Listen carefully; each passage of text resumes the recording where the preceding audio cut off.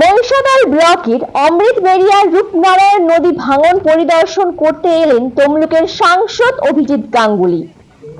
এদিন প্রথমে তিনি দনিপুরের শহীদ বেদিতে পুষ্প নিবেদন করেন, সেখান থেকে নদী ভাঙনের পরিদর্শন করেন। পরিদর্শনের পর সাংবাদিকদের মুখোমুখি হয়ে তিনি বলেন, স্থায়ী কাজ এখনই সম্ভব নয়। দপ্তরের ইঞ্জিনিয়ারদের সাথে কথা হয়েছে, ভয়ের কোনো কারণ নেই। সাময়িক বাঁধ মেরামতের কাজ শুরু হয়েছে, ভরা কোটালের আগে তা কাজ সম্পূর্ণ হয়ে যাবে। কেন্দ্রীয় জলপথ দপ্তরের সাথে কথা বলে নদীর মাঝে চড়াপলি কাটার ব্যবস্থা করা হবে।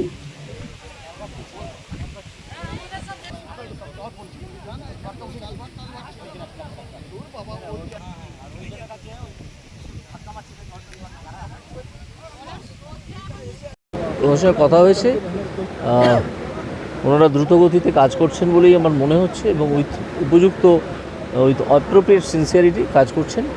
সুতরাং আমার মনে হয় সামনের ভরা কোটালে বিপদ কিছু হবে না। আর পার্মানেন্ট কাজ এক্ষুনি করা যাবে না, ওটাকে একটু ভেবে দেখতে হবে। নদীর কোর্স কতটা চেঞ্জ হচ্ছে না হচ্ছে সেটা সবাই হিসেব রাখছেন, ঠিক আছে, তারপরে এটা করা যাবে।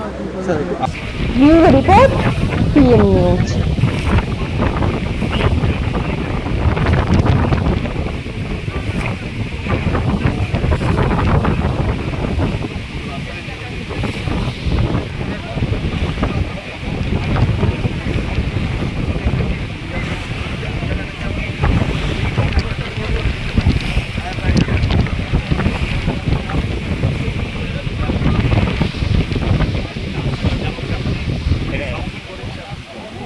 স্যার এটা ডিউরিং